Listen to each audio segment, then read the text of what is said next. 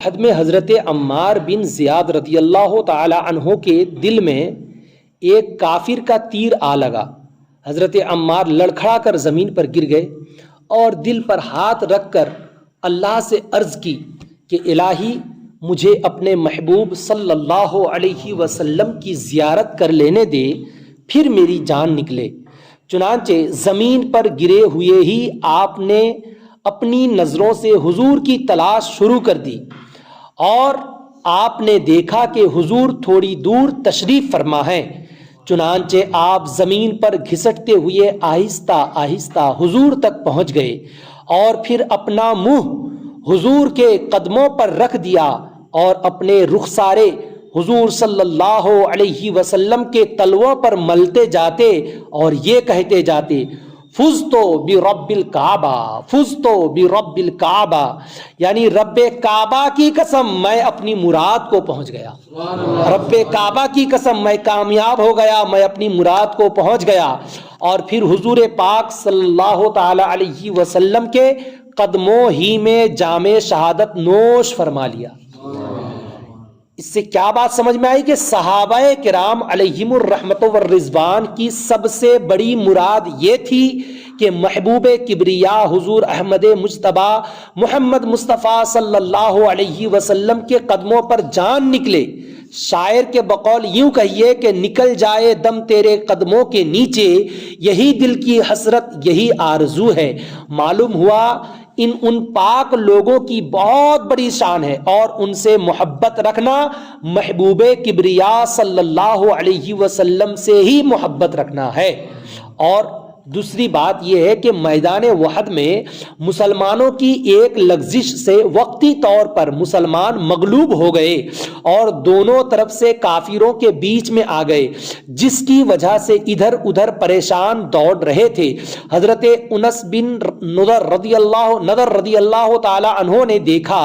کہ سامنے ایک دوسرے صحابی حضرت سعد بن معاذ رضی اللہ تعالی عنہ آ رہے ہیں۔ ان سے کہا، اے سعد کہاں جا رہے ہو؟ خدا کی قسم جنت کی خوشبو وحد کے پہاڑ سے آ رہی ہے۔ یہ کہہ کر تلوار تو ہاتھ میں تھی ہی کافروں کے ہجوم میں گھس گئے اور کافروں سے مقابلہ کرتے ہوئے شہید ہو گئے۔ شہادت کے بعد ان کے جسم کو دیکھا گیا تو چھلنی ہو گیا تھا۔ 80 سے زیادہ زخم تیر اور تلوار کے بدن پر تھے۔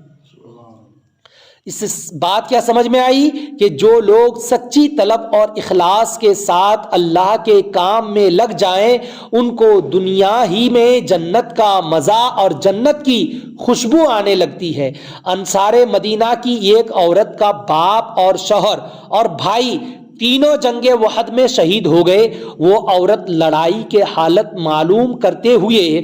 جب میدان جنگ میں پہنچی اور اسے معلوم ہوا کہ اس کا باپ، شوہر اور بھائی تینوں شہید ہو گئے ہیں تو اس عفیفہ نے یہ سب سن کے کہا یہ تو بتلاؤ کہ کیسے ہیں شہنشاہ امم۔ یعنی وہ کہنے لگی کہ مجھے حضور کا حال بتاؤ کہ وہ تو خیریت سے ہے نا۔ لوگوں نے بتایا کہ حضور بخیریت ہیں تو وہ خوش ہو کر حضور کی بارگاہ میں حاضر ہوئی اور بڑھ کے اس نے رخ روشن کو جو دیکھا تو کہا، تو سلامت ہے تو سب ہیچ ہے یہ رنج و علم، اور میں بھی اور باپ بھی، شوہر بھی، برادر بھی فدا، اے شہیدی تیرے ہوتے ہوئے کیا چیز ہے ہم۔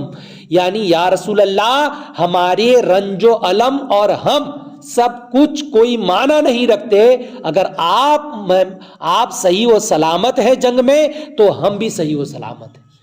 آپ اگر صحیح و سلامت ہیں تو ہم خوش ہیں۔ یعنی رسول اللہ صلی اللہ علیہ وسلم یعنی وہ کہتی تھی کہ یا رسول اللہ میرے ماں باپ، شوہر، بھائی وغیرہ سب آپ کے نام پر قربان، آپ سلامت ہیں تو مجھے کسی کی جدائی کا غم نہیں ہے۔ ہمارے شوہر قربان ہو جان دے، ہمارے بھائی شہید ہو جانے دے، ہمارے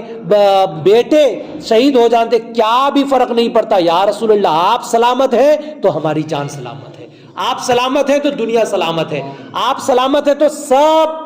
ٹھیک ہے، اور آپ اگر سلامت ہیں تو اس طریقے سے ہمارے شوہر، بھائی اور ہمارے باپ ایسے اگر ہزاروں کروڑوں ہو تو سب آپ کے پاؤں پہ قربان کر دوں۔